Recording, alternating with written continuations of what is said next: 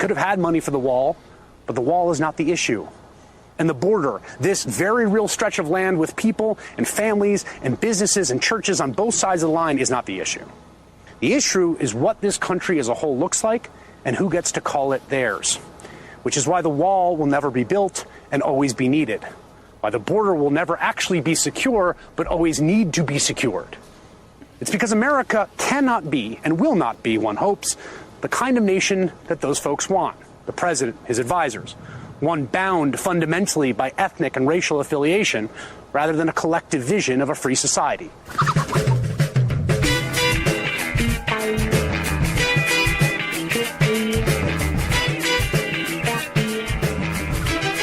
It is Friday, February 15th, 2019, one day after Valentine's Day. My heart is like a red, red flag. And now officially, National Emergency Day. Welcome to Raging Chicken's Out the Coop podcast. This is Kevin Mahoney, editor and founder of Raging Chicken Press. Each week I talk to our Capitol muckraker-in-chief, Sean Kitchen, about the good, the bad, and the ugly in state and national politics. This week's show, yes indeed, as we started to record today, Trump says he will declare that national emergency we keep hearing about to get border wall funding. Everybody does it. Lots of people have done it before. It's really not that big of a deal. So I need my wall. Despite earlier warnings against declaring a national emergency, Mitch McConnell is all on board with Trump now. And now he supports declaring a national emergency, perfectly fine with ceding over the Congress's constitutional control over the nation's purses, handed it over to the dictator. There you go. And meanwhile, McConnell, thinking that he's being politically smart, is going to force a vote on Green New Deal resolution introduced by AOC and Senator Markey. I think that one's going to blow up in his face, actually. Beto O'Rourke met with Schumer, met with Chucky, to discuss a 2020 Senate run.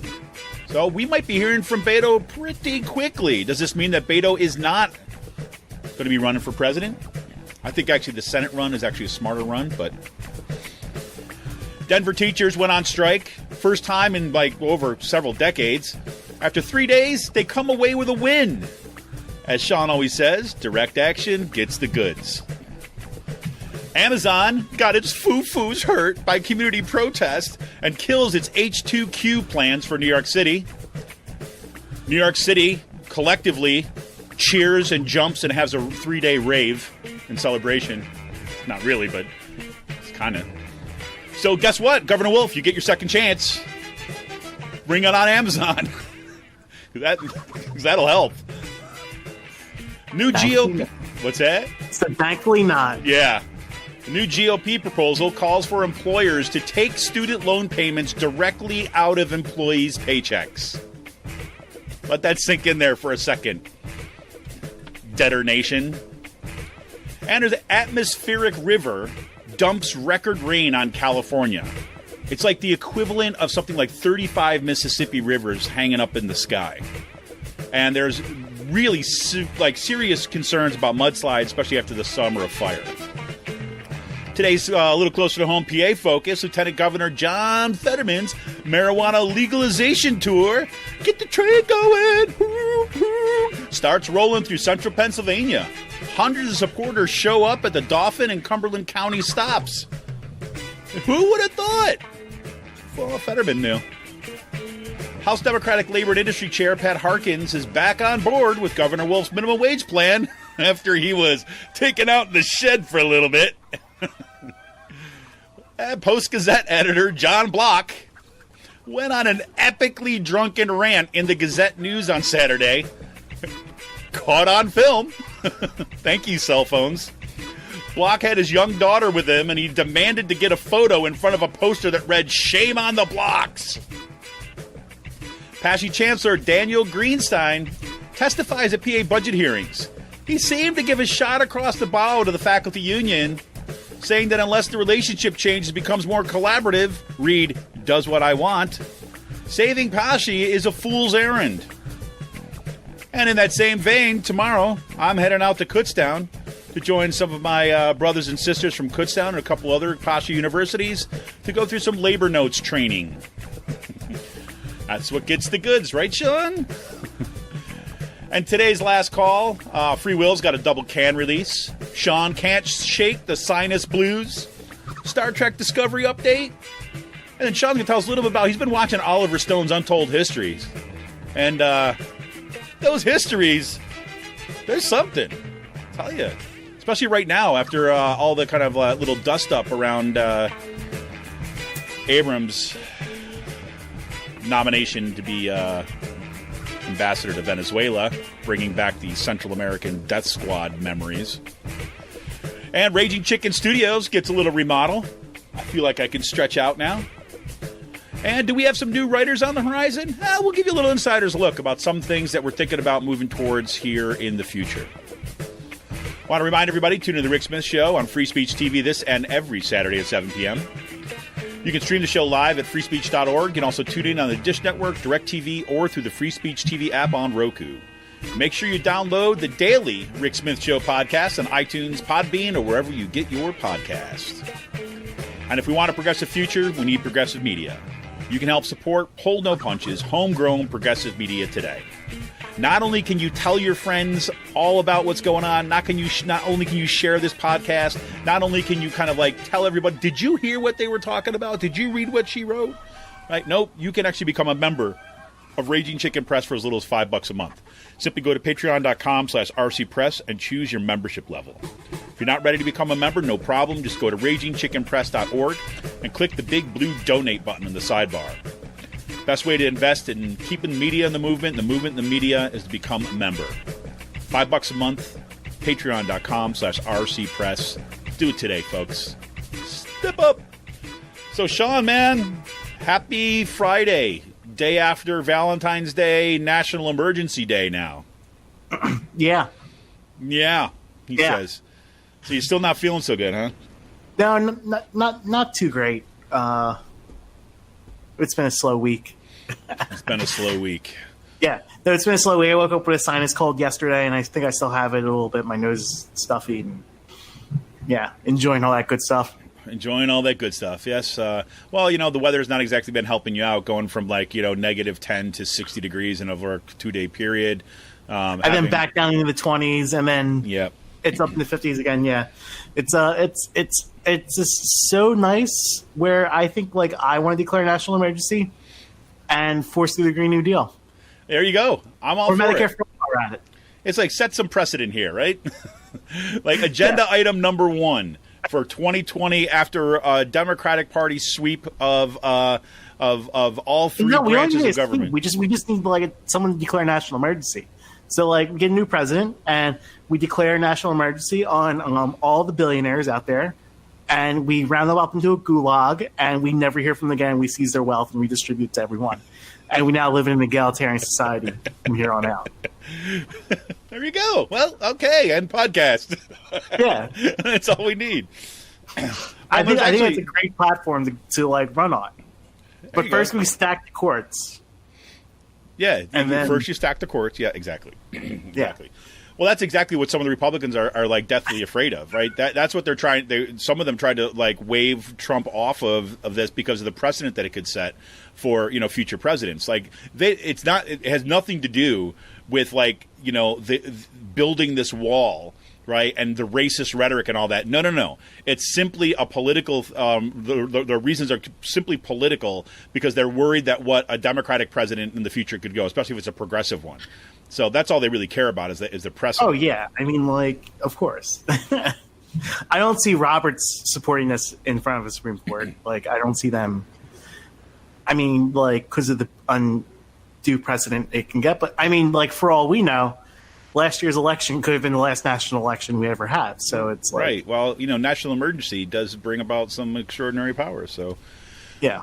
So, but here's the thing. I mean, look. I mean, this is going to play itself out, and it's going to be all over the media for days. I'm I actually, it's hard for me not to. I've actually got the live stream on my phone. I'm looking down at it, and Trump is still going on right now. He's taking questions from people about this.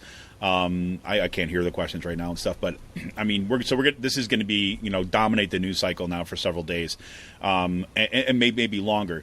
But there is a real the real concern here, right? The real concern is there's actually been he's actually going to declare a national emergency for something that is not objectively a national emergency, and that sets a weird precedent. Yeah, we're in that like weird stage of empire. Yep. Like, And like last night, Rachel Maddow last night had this segment on the show about his medical report, which was just released. Right? Did you see all this? Yeah, apparently he weighs 234 pounds, And he's 6'3". He's lighter than me. Right. Well, there's some suggestion that they had to kind of like bump up his height to make sure that his body mass didn't kind of qualify him as obese. Right. So that was one of the reasons why they're showing them high. I don't know. I have no idea if that's what it is. But what Maddow showed, right, is like a whole series of these pictures of him standing next to people who are actually like 6'2", right, and he's shorter than them. Right. And her point with this, and then like this picture of him like pointing out like this. And then having the original photo and seeing when the White House released, and it found out that they lengthened his finger. Yeah. Right? I mean, like, stuff like this. And, like, her point of it was, like, who This cares? is not how normal people act. But, yeah, exactly. But, like, this is not even, like, who cares if he's 6'3" versus 6 foot? Right? But why? You got your national, like, medical report, right? The U.S. government is lying to you about the president's weight and height. And for what reason? It's so freaking bonkers. It's vanity. It's like, I mean, well, exactly. It is like, it's a sociopathic. Exactly. You have a sociopathic authoritarian in the White House. Right. I mean, we've seen this before. I mean, with Hitler, Stalin, like others, like, and how vain these people are and narcissistic. Like, yeah, is this like a surprise that they faked his medical report? No, and it's like, and I think her report, or her point in that too, was that it's not a surprise at this point. This guy is not fit to be holding office, right? And it's also, it's a bit, it has an effect, right, on all like the rest of the country and all of us, that this is just like part of the routine. Yep, they're just lying again. Right, and they're just saying this kind of stuff, and everything's kind of made up, and you just wonder, like, at what point does what point does, if something happens, right? Who the hell knows what that could be? Does this shift from being kind of like this sociopathic, kind of narcissistic, like vanity-ridden, ridiculous human being to something that becomes much darker? And that's always been that kind of concern, is that, I think that I have a new appreciation, I think, of being in a culture at a point where there's a rise of authoritarian rule, because I that kind of bewilderment, I think, has got to be part of the process, where you're looking around, and I think objectively, if you pull yourself back and you look at what's been happening for the past few years, it is objectively really disturbing and should be throwing off kind of alarm bells. But this has been their end game for like 30, 40 years now. Well, that's absolutely true, right? That's like, absolutely Trump true. just had to be the person that came along at that point in time. Right. Well, I think the big difference, I think, is that the goal up until now has been kind of oligarchic rule, right? It's been plutocracy. And the plutocracy with the veneer of kind of a republic, so that you basically are going to keep the mass of people kind of arm's length away from where the actual power lies. Right? So I think that's been the game especially for the past 30, 40 years. I mean, it's been much longer, but I think, as in terms of a conscious, programmatic, strategic kind of move, that's been where, say, the Republican Party and Koch brother folks and all that's where they've been coming from. And now the difference is right now is that you've basically put the mobster in the White House, right, where it seamlessly blends kind of corruption, like lying and all that. Because if you think, for example, that if you don't think that lying is bad, right? If you think lying is part of what you do in order to maintain particular power, right, then a whole bunch of other things follow from that, right? If I don't care, if I put my hand on the Bible and I swear to tell the whole truth, and I just kind of I'll tell you whatever I want to think, that's going to think to be my advantage, and it has no effect whatsoever, right? And I mean, it's a different kind of world. And there's also, if you look at it, I mean, he's putting the architects of this world back into these powerful positions. You know, Elliot Abrams, William Barr. Like, I mean, people look at, like, George H.W. Bush and Ronald Reagan as these great statesmen. I mean, they had some of the biggest pieces of shit working for them. Yep. Like genocidal maniacs working for them at the time. Like, I mean, and, you know, and look who's coming back again in the fray. These people who were involved with, like, the genocides in Latin America and the covering up of Ronald Reagan's crimes with the Contras. And look who's, look, they're gaining power again in this administration 30 years later. Yep. These are the people who will never go away.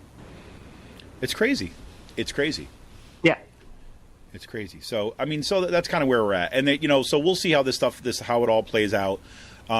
There's a, you know, I'm trying to actually hold two things, like in my head at the same time here. That is on the one hand about the actual seriousness of like kind of like what they're doing and the pure political theater part of this, which is really what's at stake in this whole thing. That's why you heard in the intro today. That was Chris Hayes from his show last night. He was doing a show from the border. And I think he's got the, you know, hit the nail on the head with exactly this, is that the wall is the symbol of, you know, he didn't use these words, but I will, but of white nationalism, right? Of kind of, make America white again.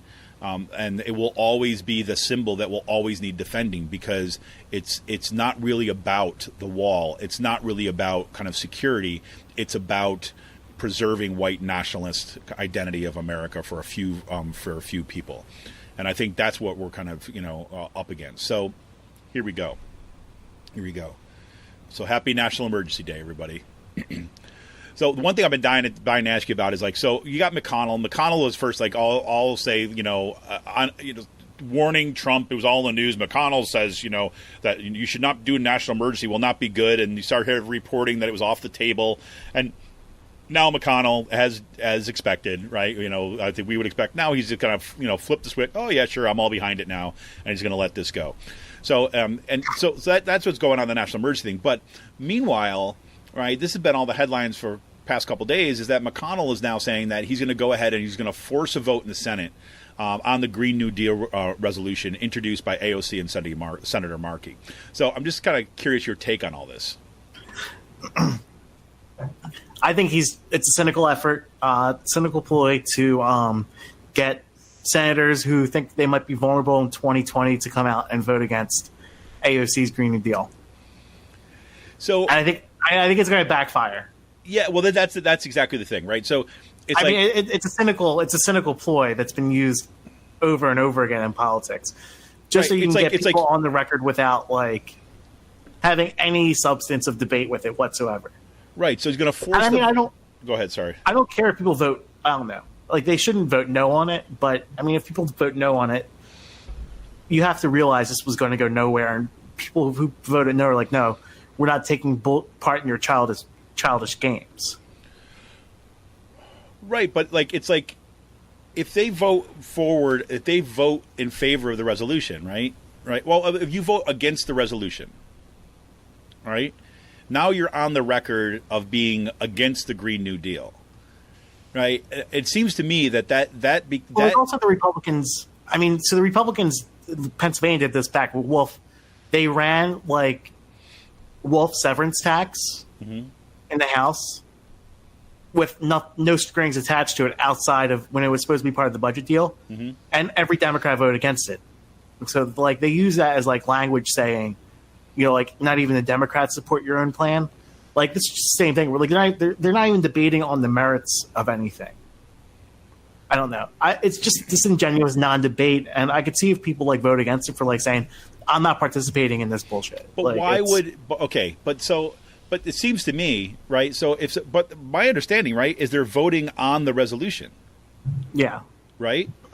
So they're going to force a vote on the actual resolution itself. Now, from the get-go, right, both Senator Markey and AOC have been clear about this, that they understand this is not the bill, right? This is not a bill. This is a resolution to set the terms of the debate, right, to build support. So from the get-go, and she talked about it. We talked about this on the podcast last week, right? She was explicit about this is a organizing tool.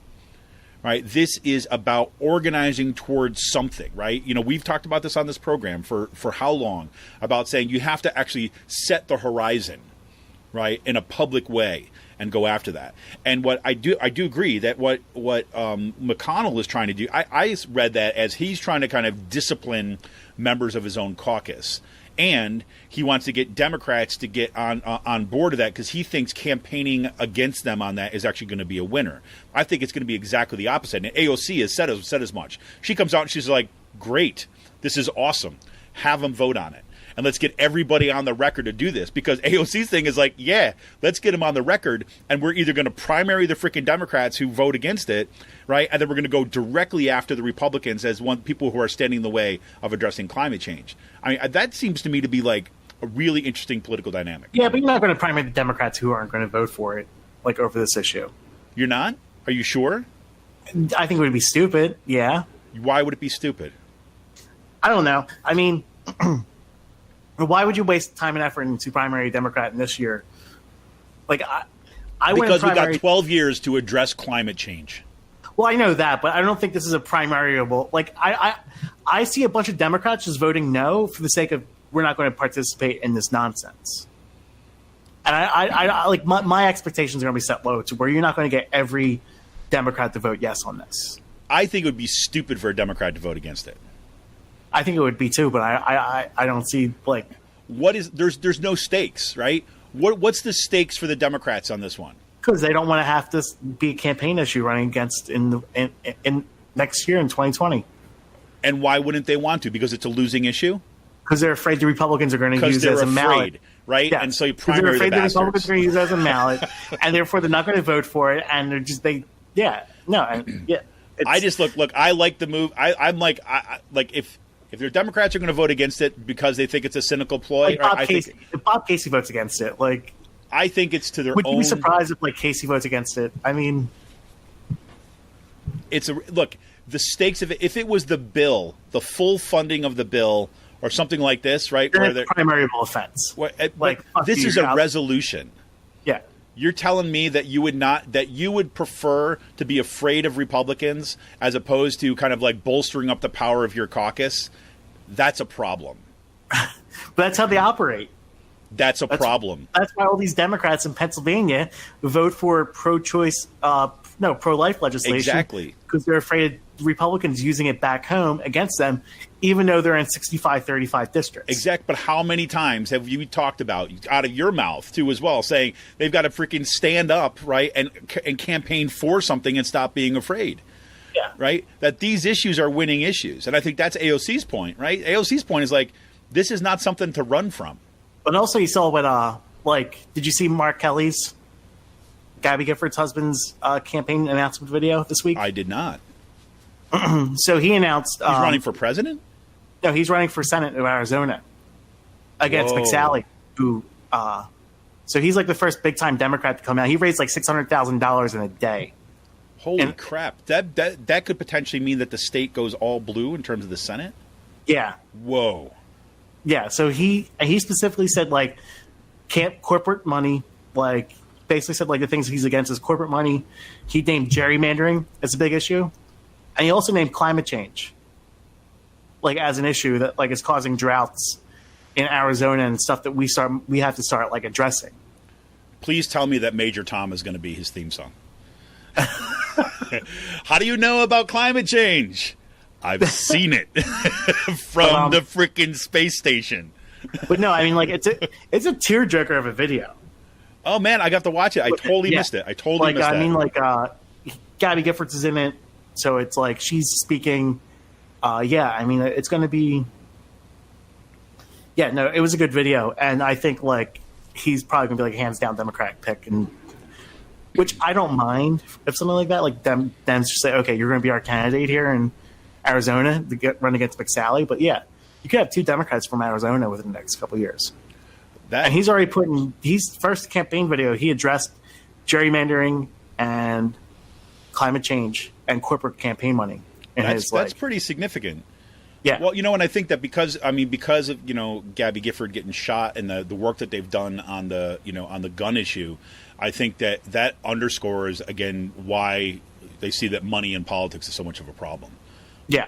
Right, exactly that. So it's kind of like firsthand experience, which is pretty cool. And yeah, he's going to be moderate on a bunch of issues, but hey, I'm all favor of another astronaut in the Senate. So, I was really upset when John Glenn eventually stepped down, because then it's like, but seriously, even talking about climate change, right? You talk about climate change from your experience with kind of being involved with NASA, right? I mean, we need NASA, right, for exactly these reasons, but and Star Force. Space Force. Well, you got to have the Space Force. That's the Air Force now, though. That's been that's a solved problem, right? So, so crazy. But speaking of turning Senate blue, Beto O'Rourke met with Schumer this week to discuss another losing campaign. I don't know about that. I don't know. If you think, do you think he would lose that?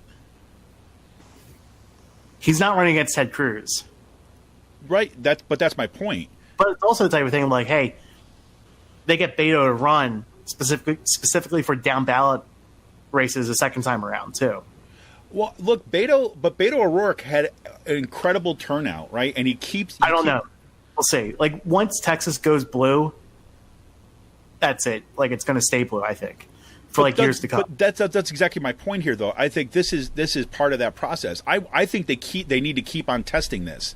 Yeah, I think him running in 2020 in Texas is gonna. It's not gonna. I think my thought on it is. It's good for electoral college stuff too. If you're looking at the election map, right? Well, I think he's got a shot. I think he's got a shot that he didn't with Ted Cruz. The thing is with Ted Cruz, right? Ted Cruz, as much of a horrible person, kind of Grandpa Munster thing that he is, right? He's like he turns out the insane radical base, right, for the right. He is that, and I don't see that happening so much. In the Senate race. Who's the second senator from Texas at this point? Oh, I forget it. Let me see. Let me pull this up. I'm here now. Let's see.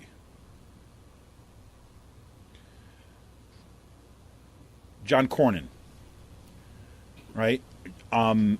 It's just an average white dude. That's what I mean. It's like, so there's a different kind of opening, I think, in this race, right? You don't have him as kind of an iconic person, and I think O'Rourke is, incredibly dynamic and kind of, can turn people out, which, as you said, is going to have down ballot kind of effects, but actually I think would have a shot on it, and I think that's going to actually have a national impact. Yeah. Because that's going to get so much kind of attention. So that's going to be interesting. I mean, both O'Rourke and Schumer are being kind of completely kind of tight-lipped about stuff at this point, whether or not he's going to run. But so, do you think the Democrats will keep the suburban voters in 2020? Yes, I do. Do you think they keep them forever, or do you think they go back after Trump's out of office? I think they split after Trump's out of office. Right, I think that. I should say it depends what happens with the Republican Party. I mean, do they split and form their own party, or they split and go back to the Republican Party? It depends what happens with the Republican Party. Yeah. If the Republican Party, the next round of Republicans that are going to be running after Trump, are going to be doubling down on white nationalism and things like this, then I think then those folks are gone from the Republican Party. Good chunk of them, right? I mean, not all of them, obviously, but yeah. I think so. But if you have a more moderate candidate kind of come forward, or at least someone who kind of proclaims to be moderate and is not like just a horrible human being, then I think you're going to see those things. I think those days are gone, though. What's that? I think those days are gone. We'll see. Mitt Romney, he seems to be making moves once again. He doesn't look good, by the way. Have you seen Romney? No, I haven't. Romney looks like he's been like hanging out, doing kind of some kind of weird fasting regime in his basement for too long. I mean, it's like, he does not look well. Does not look well. You should get some oh God, yeah, sunlight. Yes, he should. He needs some alcohol and caffeine. Yeah, crazy. Well, so we'll see what happens with Beto. I'm really interested to see what happens with. I'm actually starting to get excited for the 2020 to kind of get rolling. They announced the first debate is going to happen in June. It's going to be MSNBC, NBC News, and what do you call it? I forget the name. It's the Spanish language channel. No. I can't believe. I was just talking about this like not too long ago. Telemundo, sorry. So they're going to be, so they're going to be hosting a debate. That's going to be really cool. They also, Tom Perez has announced that the way that they're splitting candidates, they're going to have they're cutting the debate off at 20 candidates because they expect the field to be longer. And remember, Republicans, when they had the large thing and everyone said it was this crazy field, that was 17. But they're saying they're going to have upwards of... And 65,000 individual donors, right, which is pretty cool. Right. Yeah. Well, which shows you that they are giving credence to small dollar donations. But watch this though, because here's the thing. So they're going to split. The interesting thing about the debates, the way the debates are going to be set up initially, is that they're going to actually have like two heats instead of having the adult table and the kids table like the Republicans did. Where they're actually going to have two consecutive nights, and they're going to be randomly draw the candidates of who are going to appear on night one versus night two. So it's not going to be the showcase night, the stars, and then the rest of them. It's going to be kind of a mixed up from the beginning, which I think that's a really reasonable way of handling it. And it also a way of kind of getting the Democratic Party message out there, especially progressive messages. I think it's going to benefit. So that's number one. The second part of it, though, is they have those two categories of how you make how you qualify, and one of them is a polling cutoff. Is it 5% again? Do you know offhand? I'm not sure. I can't remember what the polling is, but you have to poll at least 5%, or maybe it's 3%. I'll have to look at that again. Maybe I'll pull that up kind of a little bit later on. But so there's a polling cutoff, and that's pretty standard. And from what my understanding is, though, it's a lower one, right? It wants to be inclusive. And then a second one is a grassroots funding campaign, which is kind of what you were pointing to, right? You have to show small dollar donations, right? How much is 65,000? You said? Yeah. Right, you have to show that in small dollar donations, right, as a way of coming in. So it's a way of candidates who are kind of doing the grassroots organizing and out there to actually kind of qualify. What the interesting thing is, though, when Tom Perez was interviewed last night on Maddo's show about that, or maybe it was 2 nights ago, I can't remember, about this, was he initially said, well, it says the polling cutoff and the small dollar donations, but then when he was interviewed, he seemed to say that was the other option. If you don't clear the polling, then this is another way to make it to the debates. I wish they had it both, right? That you had to have the polling clearance and the small dollar donations, grassroots donations. But I think they're using it as an either or. So let's go crazy. Another kind of quick news before we go. Very kind of congratulations to Denver teachers out there. First strike in I guess it was about 25 years.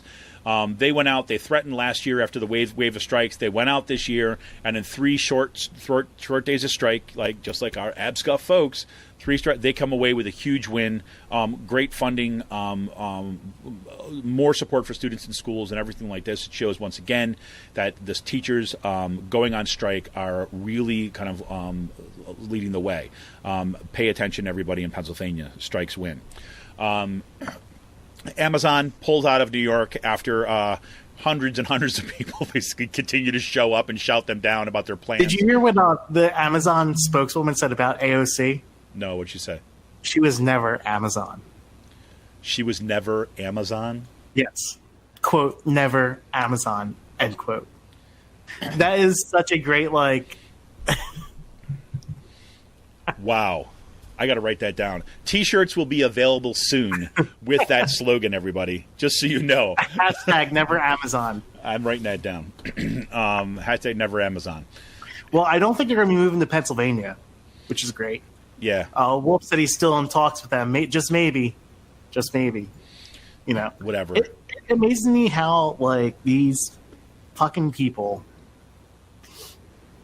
want to call up as liberal or progressive, and invite these companies into town when there's some of the worst companies out there.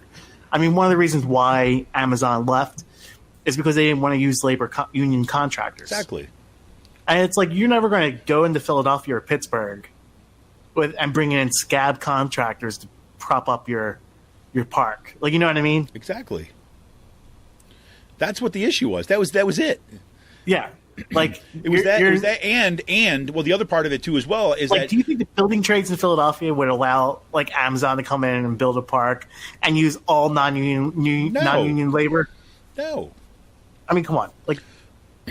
Right. I mean, you got, New York City is the highest density of labor, highest density of unionized labor in the country, right? Yeah. So, I mean, number one. Number two is that you had a city council, right, that was actively exposing what the giveaways to Amazon had been, right, and the special treatment that Amazon was giving in terms of like being able to build on state land, right? I mean, a whole bunch of stuff that was going on, and they were confronted with it, like because Amazon used to be able to kind of cut its own deals and then go out and have a listening tour, which you tell people, you hear what people have to say. No, these people, New Yorkers were digging in, man. They were like, no, we're going to hold you accountable for these things, and finally they're like, you don't like us. You guys were never Amazon. And they went someplace. They're going to go play. They're keeping their headquarters in Virginia. Because they split up in two. So we'll see if they have another one going. So we'll see. And by the way, go check out David Dayan's reporting on Amazon in these times. Had a great piece on them. What's happening actually in the secondary cities, like out in Tennessee and so on, and how that's basically Amazon's model is basically seeing public funds and corporate giveaways like from public funds as part of the municipalities just cannibalize themselves over like who will like give the best deal. I mean, like these people pay no fucking taxes to begin with. Yep. Yeah. Crazy. I'm so much more I could say on this, but yeah. So we're gonna like, this whole entire system is just fucked up. Yeah, it is. Like a corporate welfare and just like this race to the bottom. And it like is amazing how it forces like people like Governor Wolf to get involved, who are like sympathetic to labor, but like I mean anyone knows that like Amazon is one of the worst companies out there to work for, some of the worst like labor practices out there. They'll fire anyone in wake of like their warehouses getting unionized, and it's like they're forced to participate in this race in the bottom because everyone else is. Yep, that's right. Or they have to cower to get these jobs. Yep. Because it's like, we need jobs. No, you don't need jobs. You like need to think about the whole entire, like what displacing 50,000 people will look like for higher paying jobs. Well, but like it's also displacing like, whole entire neighborhoods and stuff like that. No, exactly. But this is what the argument was in New York, right? So there was like this awesome. Let me see if I can pull it up.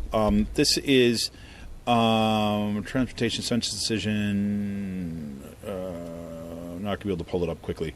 But so it's part of what the argument was coming out in New York was like, look, we're happy to have you come in and create whatever, several thousand jobs, right? But we're going to have a role in determining what kind of jobs they are, right? You do not get control over this. So that's part of the issue. If you come in, right, and you say, what kind of taxes you're going to pay, right, and what kind of jobs you're going to create. You have to be able to create jobs for people in the community that are actually going to be kind of like sustaining jobs, right, as opposed to just being like a way of kind of plop yourself down in the middle of the city, clear everyone else out who's poor, so that you can make room for your kind of like flashy gentrification process.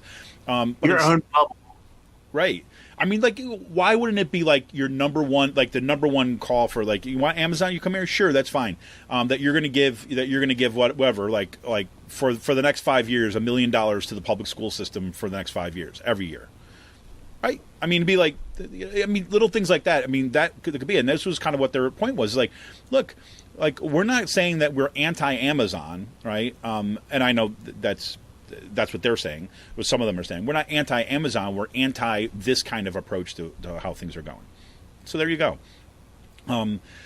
Just and as an aside, this is kind of a related thing, but it's not directly related. If you there's Chris Hayes has got this podcast called "Why Is This Happening?" with Pod, and it's kind of a it's a really good podcast. It usually takes one person a week, and they do this extensive kind of deep interviews of someone. And I have to say, this one that just released, it's with Jesse Eisinger. It's called "Can We Tax the Rich?" Right? It's all about this kind of taxing the rich and how that is basically going to be part of the Democratic Party platform. Well, Jesse Eisinger has done some research on what's happened to the IRS over the past kind of like 20 years. And IRS is, again, nobody's loves the IRS, but I swear to God, you see what the right wing has done to the IRS and how that connects to our ability to have something like a democracy. I swear to God, I came away from that very similar to how I think about what Amazon has been doing, like in all these municipalities. I feel like, man, even when I think that I'm, being part of a group is making traction, I feel like I'm a freaking ant on a wall half the time of what these people have been able to do to kind of carve out a space for oligarchy within our country. So. Check that out anyways. That's my little plug for them. Just real quick, before we go to break, GOP has got a proposal out there. It's calling for employers to take student loan payments directly out of employees' paychecks. That is absolutely freaking insane. And so instead of, because we know that legislation was passed not too long ago that basically said that student loans are the only kind of debt that you're not allowed to kind of go bankrupt from. So you can't declare bankruptcy and get rid of your student loans. Nope, those will be with you to the grave, and then it will be kind of carried on to your dependents, right? Instead of solving the student loan debt crisis, squeezing blood from a fucking stone is like the alternative. That's right. That's right. And here's it. This is from, was it CNBC? Just check this out. So this is from Lamar Alexander, Republican from Tennessee. Under his proposal, quote, there would be just two repayment routes. One in which borrowers' monthly bills are capped at 10% of their discretionary income, and another that spreads their payments out over a decade. So you got those are your two options. And then employers would be responsible for taking the funds from their employees' paychecks and sending them to the government. Right, because we know the employers are the ones that we should trust with our money. Yeah. Right. So you basically you set up a kind of a system of wage theft. Right. So what about those gulags again and a national emergency? Exactly. Where does Lamar Alexander go along with his billionaire buddies? Right. Well, I mean, you think these people got to be afraid of like having their heads chopped off with a guillotine like set up in front of the Capitol. Dude, man, bring back the pitchforks and torches, man. I mean, seriously. I mean, it's like, seriously, this is what these folks are saying. But again, I think, look, at this point, I don't think that's going anywhere, right? But it shows you where their mindset is, and this is like add more fuel to the fire at this point. You freaking assholes. I mean, just dump it on, because and I think every single Democrat that's kind of running in 2020 should be pointing to this, say this is what the Republican Party wants to do. They want to dock your freaking paycheck till you're dead. Yeah. Right? I mean, come on. So there you go. The last thing I'll say before we go to break is that I've been fascinated by what's been happening in California in terms of the weather. They've been getting like record amounts of rain, and it's fascination in that kind of way that I like to watch things blow up thing, that kind of deal, right? I mean, it's scary, right? Here's the future. What's that? Here's the future. Well, exactly, right? I mean, it's my love of dystopian fiction, but I mean, it's not all roses and honey. No, and it's frightening because of the fires that have been taking place. That took place for like an unprecedented amount of fires this past year in California. There's real fears of major mudslides, right? And mudslides are devastating. So not just floods, but we're talking like sides of mountains kind of sliding off right onto communities down below. I mean, it could be horrific. And it's all part of this thing. It's called an atmospheric river, and I had never heard of this thing before. Now, Sean has recently told me that he has studied meteorology as part of his time at Kutztown, which now is going to be a problem because I'm going to probably have weather things to talk about every single freaking week. So, well, didn't we have like an atmospheric river set up over the summertime with all the rain we got? Yes, but I hadn't realized how much you're talking, like how much I guess, or maybe I didn't pay attention to this. But they're basically saying that This storm system, just listen to this. It's a massive gush. This is from Vox. Massive gushing river in the sky, a mile high, more than 300 miles wide, carrying up to 15 times the amount of water in the Mississippi River, right? And it just freaking dumping, right, on California. They've gotten more snow, right, and not just rain, but also snow. They've gotten more snow this past week than the Northeast has gotten all year, all season, right? I mean, it's been incredible, and this is exactly the kind of thing that you expect to deepen, right, with climate change, right? That you're putting more moisture up in the air, and so while this atmospheric river stuff, this is not brand new, right? This is a kind of a weather pattern that's been around for a while. The difference is that they're growing in size, so this is going to be pretty. This is going to be part of our future. So learn the terminology, folks. Atmospheric river, right? That's what we can expect. So cool. All right, so we're going to take a quick break, and after this, we're going to come back with all sorts of fun that's happening out here in Pennsylvania. Want to remind you, if you can, become a member of Raging Chicken Press for as little as $5 a month. Simply go to patreon.com/rcpress today. We will be right back after this.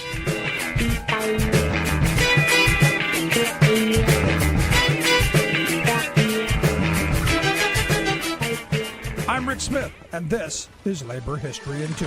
On this day in labor history, the year was 1910. That was the day the uprising of the 20,000 officially ended in New York City. As many as 30,000 young, predominantly immigrant Jewish women went back to work after a bitter 11-week strike. They faced down their bosses, the police, and the courts. Arrests and fines drained much of the union's funds. Young union leaders like Clara Lemlich had been arrested 17 times and suffered 6 broken ribs. Women garment workers spent most of the winter running to union meetings, handing out leaflets, walking picket lines, raising funds, and distributing strike benefits. Many smaller shops settled in workers' favor early on in the strike. But by mid-February, closed shop demands kept many workers on the picket lines. The strike ended with partial but real victories. Garment workers won the 52-hour work week, 4 paid holidays, employer-paid tools and materials, collectively bargained wages, and more. The International Lady Garment Workers Union started the strike with 100 members and had 20,000 by the end.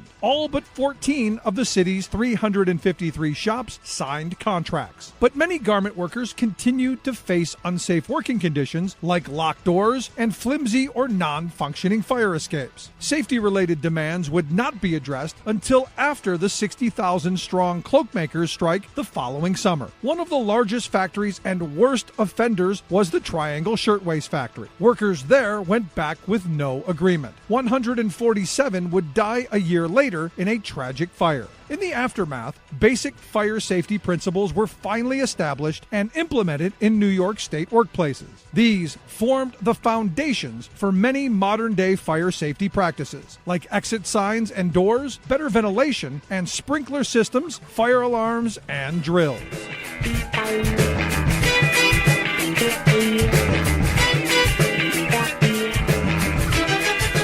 Welcome back to Raging Chicken's Out to Coot podcast. And now we are the PA Focus. And so, Sean, it looks like the big man is doing the little kind of tour of Pennsylvania.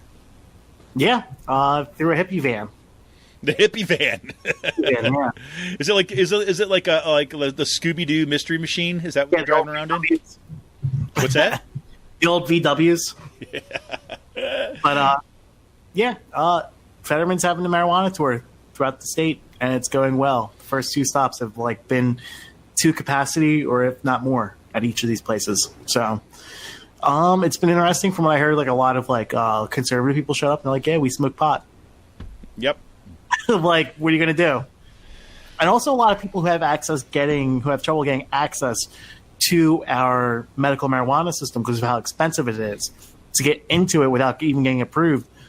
People are like, well, someone had MS, and she's like, I've had MS for so many years. It's so hard for me to get into the medical marijuana system. It's so cumbersome, where she just buys, her pot at time from her friend on the black market.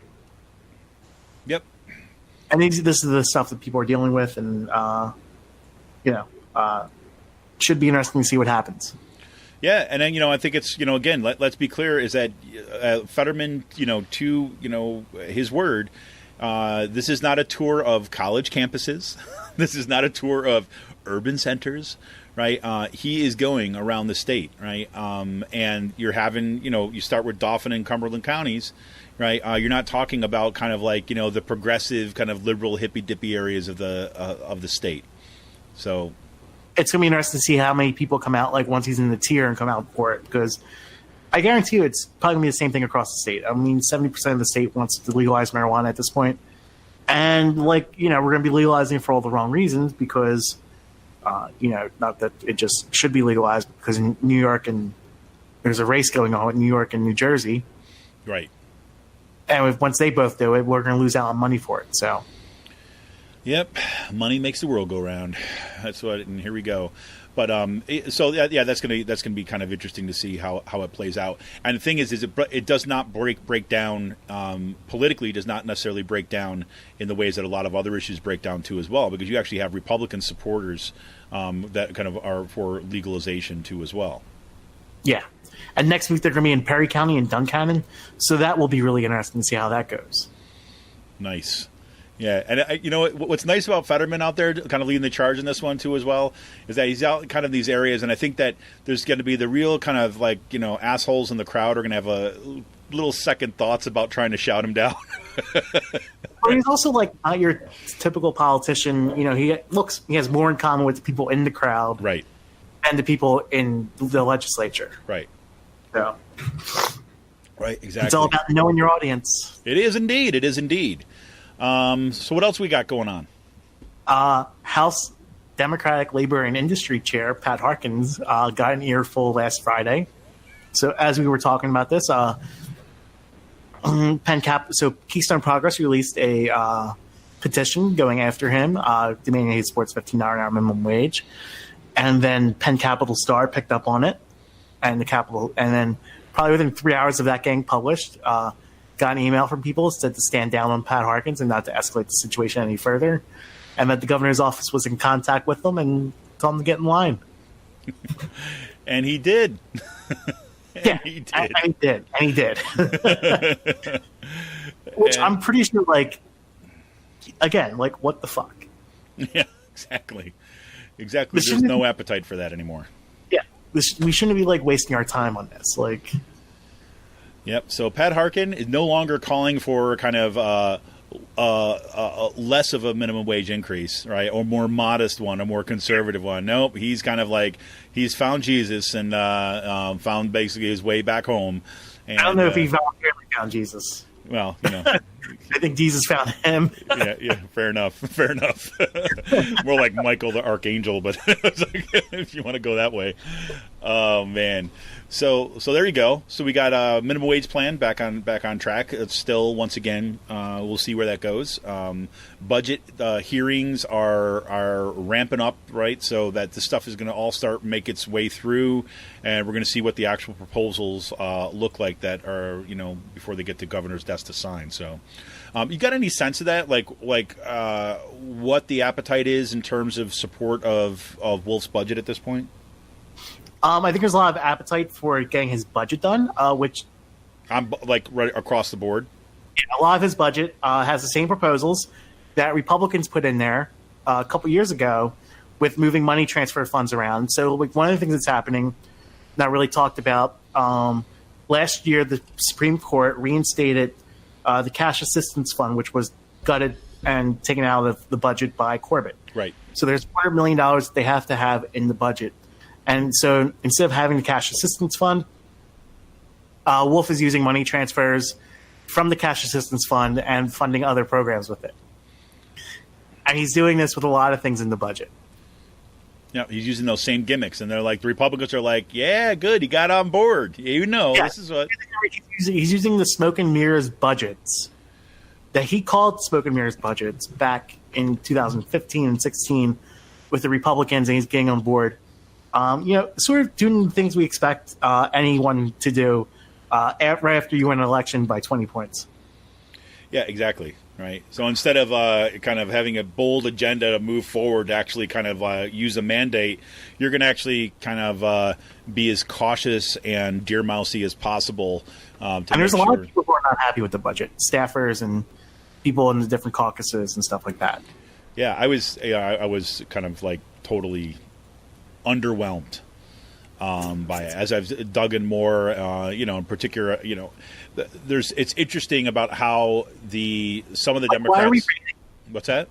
Why are we rating environmental and welfare funds to like one-time money transfers for like other programs? Yeah, it's instead a great of like question. actually,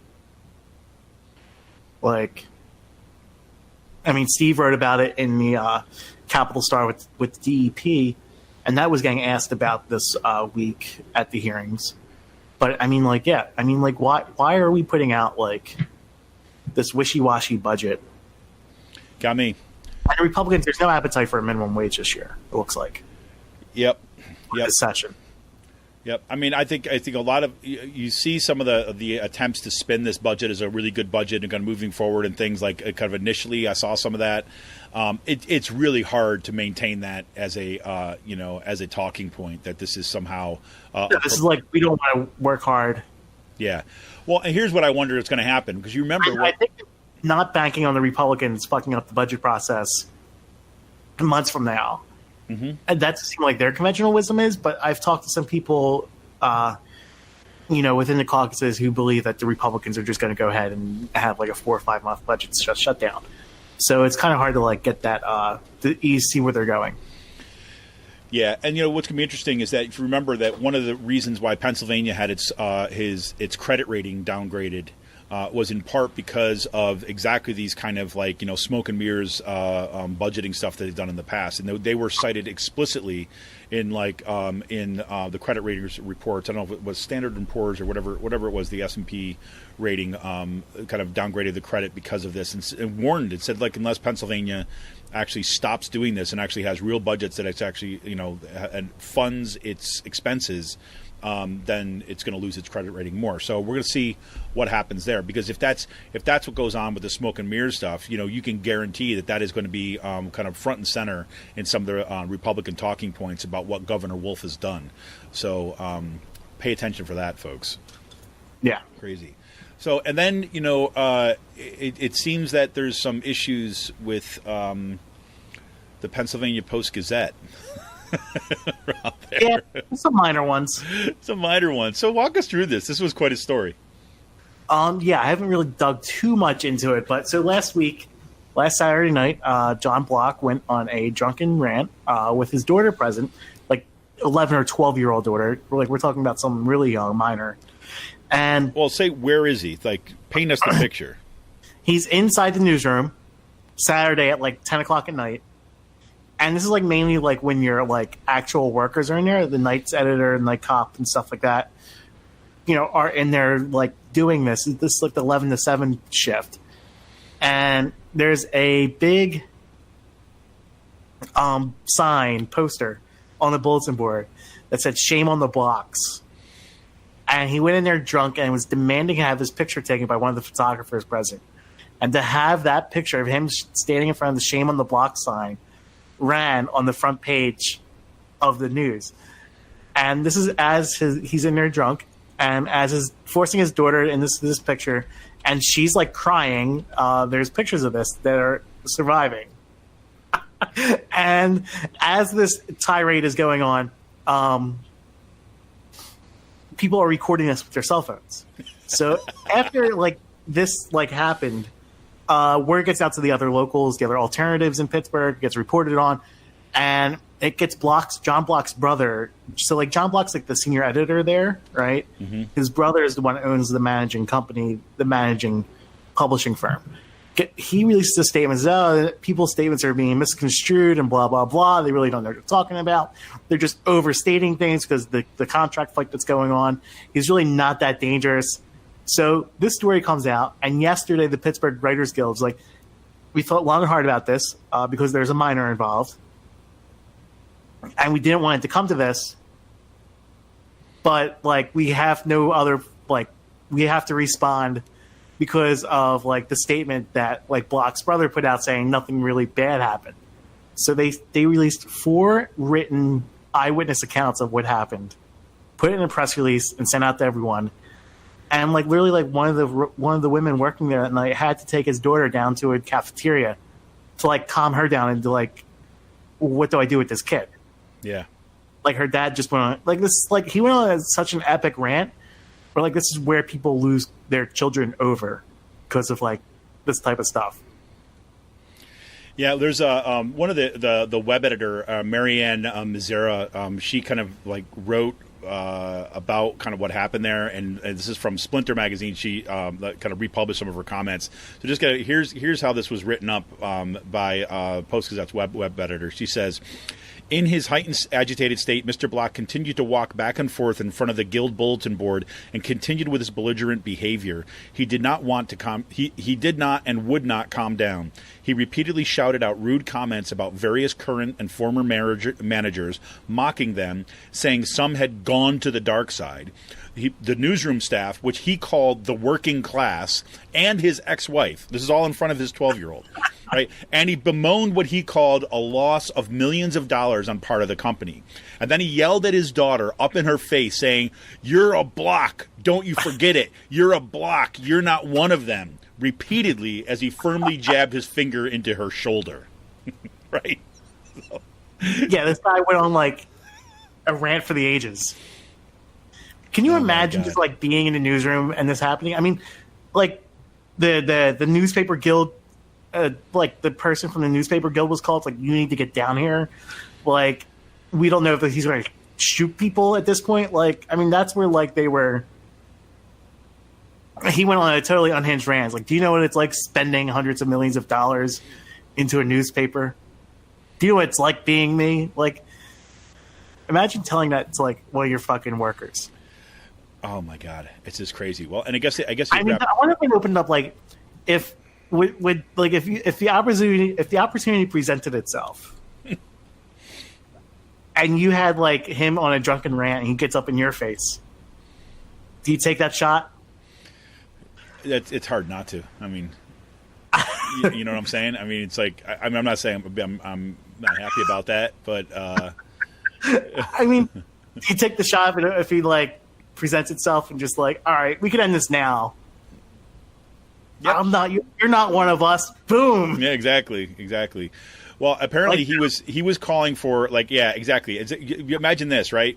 So this is how it closes out. So he kept on calling for the managing editor, right, whose name is Sally Stapleton, right? And so finally she kind of comes on to try to kind of like handle the situation, right? And it was like, so meanwhile, so he was slapping and kicking the wall near the Shame of the Block sign and pounding his fist. And finally Sally, the managing editor, comes down, showed up after is like 20 or 30 minutes. And this is again from published in Splinter. And he continued ranting and raving to her. And this one, check this out. He told her that she was going to be in the office to 1 to 2 a.m. every Saturday, and he told her the newspaper was going to hell and that he was going to burn the place down. I mean, this guy you know what? I said, all I have to say is, you're going to the jail. That's what should happen. So, like, in his office, right? Because like, we actually hear stories from, like, a couple of the people who, like, write for the Post-Gazette. Yeah. He spent, like, an insane amount of money, put this to, like, have this, like, $200,000 pound, or no, like, 100,000 pound piece of printing equipment, like a printing press, like an old-fashioned printing press, mounted in his office. In the Post-Gazette newsroom. Just so we could look at it? Yeah. Like, yeah, like... Wow. Imagine working for them and like, yeah, I don't want to deal with this. Yeah, that'd be hard not to... I mean, it's like the Pittsburgh Tribune is becoming the liberal paper now. Well, it's crazy because, I mean, Escapes of all people started. I know, exactly. And I loved, like the reporters, the journalists at the Pittsburgh Post-Gazette. I mean, again, like every paper's got its, stuff like that. But I've thought they've done such excellent reporting over the years, especially on education stuff, on some labor stuff. And to see this happening to the paper, too, is, whatever. I mean, I guess it's been going on for a long time, but still, I feel for those folks out there. So, yeah. Cool. Yes, indeed. So, kind of do a quick. This way, I've been. This is the time of year which I spend a little time watching budget hearings, which is always riveting. And this we have once again the big little news here. I saw this initially from Jan Murphy from out there in Harrisburg, is that she tweeted this out that basically that Chancellor Greenstein basically said that they're going to have to start working collaboratively with the union. That the relationship has got to change, and if it doesn't, then trying to save the Poshy system is basically going to be a fool's errand. And the suggestion was that the union is the problem, and the collective bargaining contract is the problem. Right, or let me say that to be perfectly accurate, is a major impediment to the kind of change that he says is necessary in order to save the state system of higher education, and that should be read in my mind as a shot across the bow for the faculty union.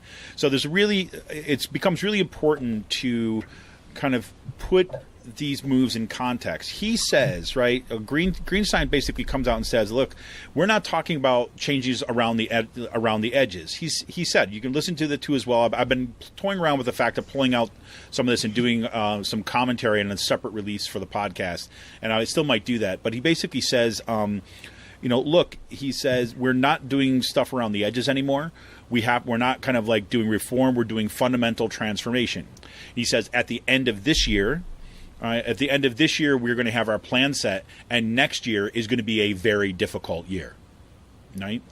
And it's not going to be hard, and be hard choices. And what he's basically pushing the legislators to do is to make sure that they give the board, right, the Board of Governors, the State System of Higher Education, they give the board the authority to make those hard choices, right? And on the table were things like the collective bargaining contract, right? Act, what was it, 88? I guess so, 188 or 88 was the one that basically formed the state system of higher education, said the changes need to be made in there. And some kind of radical kind of restructuring of the university systems. He did say, the universities of the state system, he did say that he was not for closure of any of those universities, but to actually, in a sense, repurposing kind of how they approach their missions. So all that stuff, and if you watch him deliver it, right? I mean, I call him Chancellor McDreamy, right? Because he's very well put together. The guy's got nice hair, he's very smart. He clearly he kind of knows what he's talking about in terms of what the agenda is, and he comes from the Bill and Melinda Gates Foundation. I mean, he was basically doing education reform for K through 12 with them, and so he's been in that Silicon Valley world. And he's compelling as a figure, and I think in particular for progressives who have always been wooed by the high tech folks, he's a challenge. He's a challenge like we haven't seen before, in part because he's talking about fundamental transformation, and I do believe that that's essentially what he wants. And he's got the chops in order to kind of do this. What that actually means for the rest of us who actually work in the system and kind of go through this is going to be, the jury's still out on that. But all the more reason why I'm very happy that tomorrow that at Kutztown University, I'm going to be joining kind of a few dozen of my brothers and sisters from ABSCUF, from Kutztown University and a couple other universities in the state system for a labor notes training. And we're going to do an all-day training. And part that is about, kind of grassroots building power, is like how you actually kind of build power in a union from the grassroots up, how you build rank and file power that doesn't rest in the, hoping that the leadership of your local union or the statewide union does the right thing, right?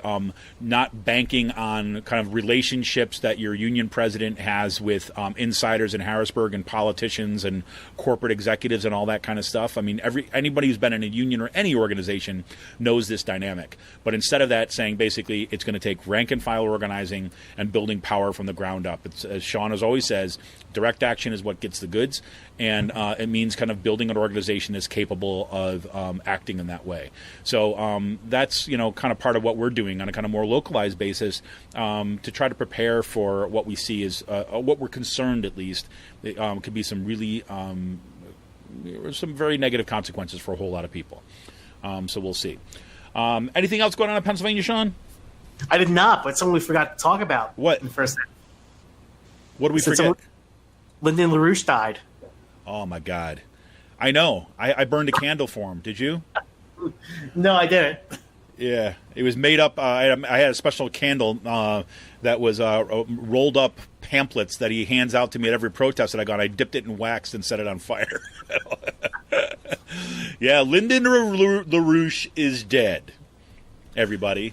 Now all we need is a Vakian to go next. Yeah, who's going to be setting up those card tables, talking about the kind of the British are coming? Who else is going to be, kind of waving the flag for, the warnings about the reemergent British Empire that's trying to undergird our thing? I mean, who else? Who else, Sean? Trump? Oh, well, there you go. Never mind. Oh, cool. There we have it. All right. Remind everybody, become a member of Raging Chicken Press, patreon.com/rcpress, as little as $5 a month. We'll be right back with today's Last Call.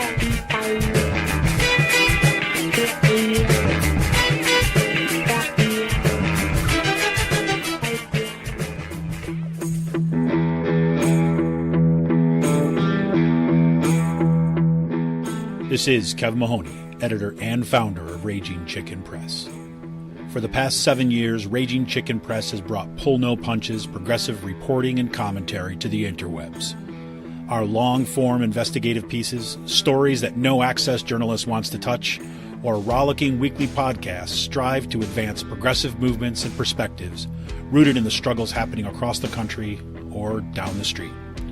We've broken national stories and caused our share of discomfort in the halls of power. If we want a progressive future, we need progressive media. And you can help support Pull No Punches, homegrown progressive media today. Become a member of Raging Chicken Press for as little as $5 a month. Simply go to patreon.com/rcpress and choose your membership level. We need to make sure to keep the movement in the media and the media in the movement. Best way you can do that is to become a member of Raging Chicken today by going to patreon.com/rcpress. Thank you for your energy, your encouragement, and your support. Keep up the fight.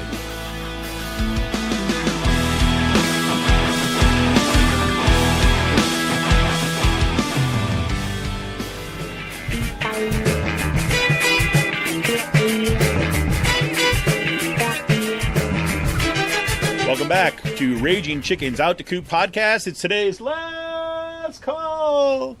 And, we don't have a whole lot for today's last call. It's kind of a little more freewheeling. Sean's not feeling well. My kids are home from school. It's an in-service day for them. So I hear my dog scratching at the door upstairs because he was downstairs ripping stuff apart this morning. Here you go. This is kind of where we're at. The one beer news I got for the week is Free Will today. They've been doing a lot of Saturday releases, but today they actually got one on a Friday release, which I'm pleased about. They're releasing their Mango Wheat and Chasing the Dragon. Now, Chasing the Dragon is one of my favorite beers that they put out. It is an Imperial Imperial IPA. I'm sorry. And it's super good. And what's cool about Chasing the Dragon is that the concept was, and I'm just going to go ahead and assume that they're still doing this. The concept has always been this is about kind of that optimal, super hoppy, looking for kind of packing in and can see what you can do with it, right? And so I've always loved Chasing the Dragon, which is really good. Mango Wheat, I'll be honest with you, it's not one of my favorites, but some other people swear by it. They love it. I actually love mango mango wheat beers a lot, but last time I had it wasn't kind of just wasn't one of my favorites. Not that it was bad, it wasn't good. But I'm actually going to pick some up now because I was talking to somebody a couple weeks back and they said that they've kind of redone some of the mango wheat stuff. So I'm going to give it another shot. So I'm hoping so because I actually really like that flavor. So we have there. So that's what I got for beer news from Free Will this week. I will give you one little update from Star Trek. Star Trek Discovery, if you remember last week, I didn't get a chance to watch it before our podcast. I have watched it now since, and it still rocks. And I what I'm really interested to see for those any kind of Trekkies out there is that where this storyline is going. I'm really hesitant. I want to actually tell you everything about what's going on, but then I'm going to spoil it for people watching it. But it's really cool. It's just a really cool storyline. And what I like right now is that they've introduced. There's this. It's like there's this special. It's like a special forces unit right in there. You may have seen some of this stuff, but it's like kind of like their black ops team. And what I really like about some of the things that is happening with Star Trek is that they're pursuing some storylines that I've always felt have not been really fully explored. And that is like, okay, Star Trek, like the vision of Star Trek is kind of like the socialist utopia, high-tech socialist utopia future, right? The idea is that you've gotten rid of money, right? People are no longer doing things for profit. They're doing for exploration and all this other kind of stuff. Picard actually played some of this on a podcast last year where Captain Picard in The Next Generation talks explicitly, is actually one of the Star Trek movies, talks explicitly about kind of like moving beyond capitalism, right? And that's always been one of my appeals, right, since I was young, kind of about seeing that as a positive future. But there's always some dark sides to this, right? You can't tell me that it's a perfect utopia. And what's happening in this season, just like when in the first season launched, it was very much about kind of racial purity of the Klingons, and that was paralleling what was happening in our own country in terms of the rise of white nationalists, and they're doing that kind of dialogue. And here you're looking at the underside of this season, start looking at the underside of what it takes to establish this future, because Discovery happens before anyways, but so you start to see the rise of these kind of like black ops teams and things like this in Star Trek that are really morally ambiguous for there. So it's kind of a really cool dynamic. Not to mention that you've got like spore drives, which are kind of like, mushroom spore driven space folding stuff, which is cool. So, anyways, that's my little Star Trek geek out for the moment. But do check it out if you can. It's on CBS All Access, which kind of sucks. You got to pay for it. It's not just on broadcast TV, but it's really, really good. So yeah. And so, Sean, you've been watching your own series of sorts. Yeah, I've been watching Oliver Stone's Untold Histories of the United States. Sort of a play on the Howard Zinn book. Uh-huh. But it starts off from like middle of World War II up through modern day, and pretty much like looks at like our nuclear policy and stuff like that, and pretty much talks about Truman being wholly unqualified to become president, but was whisked in there when there was an opposition against Henry Wallace in the election. He should have been vice president, and how that pretty much like changed the course of history for the United States. One of the underlying like theses of his stuff. Because of Wallace was an extreme pacifist and actually wanted to work with the Soviets instead of like having a nuclear arms race with them, and pretty much detailing how like pretty much the Soviets have had that ambition because they could have never matched or beat the United States militarily. Mm-hmm. Like our estimations, like what we're severely under like handed with how much like nuclear weapons they actually had in the 60s and 70s before it got out of control. But that's always interesting too as well, because during the Reagan administration, it's like one of the things that was explicit about what a Reagan administration wanted to do is they recognized they had the intelligence that basically said, look, the Soviet Union, it's a power, but it's hiding kind of an economy that can't compete. And so one of the reasons of ramping up both the space race, right, the Star Wars stuff, which you kind of mentioned when we were talking before the show, but also ramping up the number of nuclear warheads and everything like this, was a move to try to bankrupt the economy. Right, was a move to try to say you're going to push them beyond capacity and force them to do things in the economy that's going to make people suffer, and that was part of the conscious choices they made. I mean, like the Russians did make a lot of opportunities to like make peace and end it because of their economy. Because at the time, like 25% of their GDP was being eaten up by this military-industrial complex that they built up themselves, and it could have been used elsewhere. Right, exactly.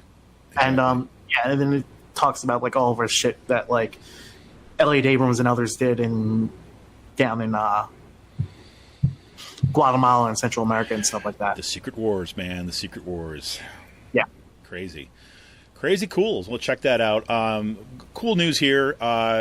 Raging Chicken Studios, as Sean can see. But no one else can see. See this, Sean? See that? Look, I'll give you a little go around, right? Give Sean that kind of like video tour. We got a little remake. I posted some pictures on Instagram kind of about it, which is kind of cool.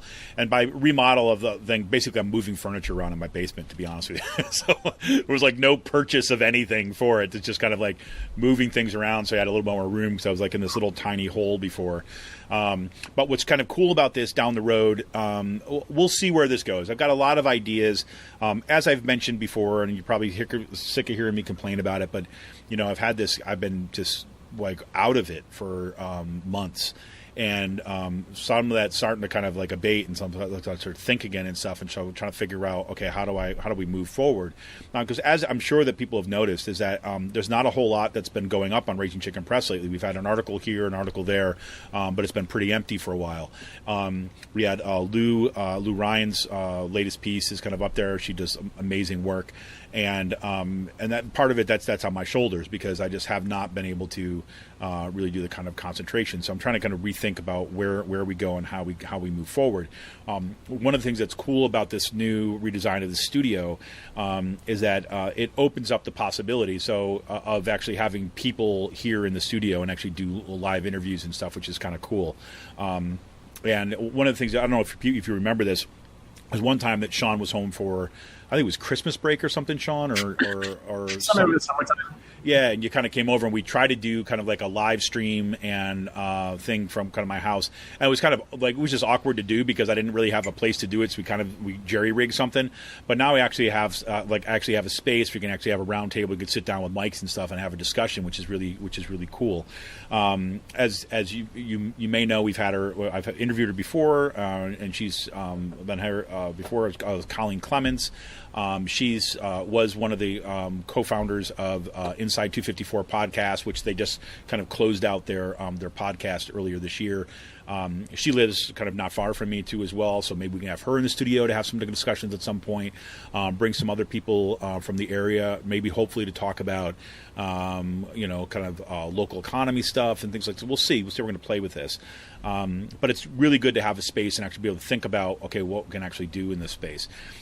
So that's number one. Number two, the other thing is that, I've had, and if people listen to this podcast, if you are one of them, is that, so I've got about 3 or 4 different people who have kind of approached me either through recommendations or approached me directly about being interested in writing for Raging Chicken Press or participating in some ways of Raging Chicken Press. And I've been a little bit behind. I've kind of said, okay, let's see what we're going to go on. Well, I think we're at the kind of point to start kind of moving forward on that. So, my goal moving forward, and be perfectly frank with everybody, and so and keep their ears out, is that I think that really number one of the missions of Raging Chicken from the get-go has been to kind of develop new writers. Right? It was basically to have a low barrier of entry for people that want to do activist media, and helping kind of train that kind of next generation and bringing them through. I mean, Sean's a perfect example of this. I mean, Sean's been self-motivated from the get-go, but wanting to kind of do this. But I mean, you had no experience doing this before, right, Sean? Nope. Yeah, I mean, just kind of came in and was kind of like me. We started and it was all new, right? It was all new, and then Sean's gone from the guy who was sitting like on the seat outside my office door, say, "You remember me from Stephen Schnell's class?" Right? And want to be interested in kind of doing involved and kind of trying to kind of work out this stuff with me. And gone to now kind of breaking news stories and doing all this kind of amazing work out there in Harrisburg, and that's the kind of, I think, trajectory we want to move forward. For a bunch of reasons, the past couple of years is that I've not put the same kind of energy, I think, right, in making kind of identifying kind of new people to move forward. We had a couple fits and starts. We had some interns that didn't work out very well. We had kind of try to bring on some writers that were do some things for a short period of time, but then really wasn't able to do that, or life kind of stuff like interfered. But so I've been reaching out, but not as kind of directly as now. So hopefully, if things play out the way that I hope they're going to play out, we may actually be able to get someone from say the Lehigh Valley area, which was one of my hobby horses forever. Another writer from Philadelphia that's been involved with a bunch of activist work down in there, and a couple folks that have been involved with DSA. Particularly some people from the Pittsburgh DSA. I think that moving forward to 2020, one of the things that's going to be actually critical is that that we're going to be reporting on what's actually going on in these places around the state. To see what's happening, especially with activists and DSA, and other organizations, particularly around kind of immigration and stuff. And in order to do that, we really need writers on the ground. I've been contacted by people periodically who say, "Hey, can you come to this?" Or we like you to have you do this. And frankly, we don't have the personnel for it.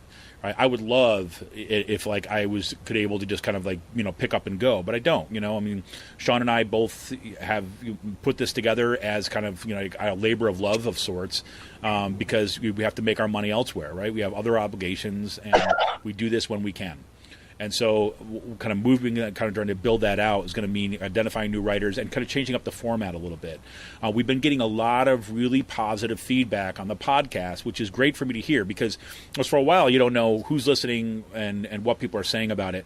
But we've been getting some really good feedback on the podcast. And so one of my thoughts also too as well is to kind of really kind of invest a little bit more in there, to kind of get back to doing some of the interviews that I was doing there for a while, in addition to our Out the Coop podcast, just so that we're going to kind of build that out a little bit. So look forward to some of that stuff. And if you got ideas, things that you'd like to see and stuff, go ragingchickenpress@gmail.com. Just send me an email and kind of let me know what's on your mind, and we'll see where we go from there. But that's what I got. Anything else for the good of the order, Sean? No, it's good. Sean is nursing his sinus infection or whatever it might be, and another head cold. Another head cold. You can hear him coughing in the background. So I know. Thanks for being a sport, Sean. I know. I know that you were not feeling good this morning. So we did, and we didn't do too bad, right? From kind of a later start, didn't do too bad. All right. Well, this is Kevin Mahoney, editor and founder of Raging Chicken Press. Thanks for sticking with us, and wishing you all a great weekend. And enjoy the national emergency. Yep. I'll talk to you later. See ya!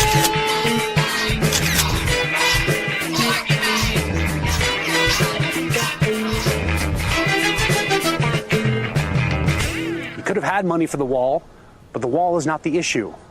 And the border, this very real stretch of land with people and families and businesses and churches on both sides of the line, is not the issue.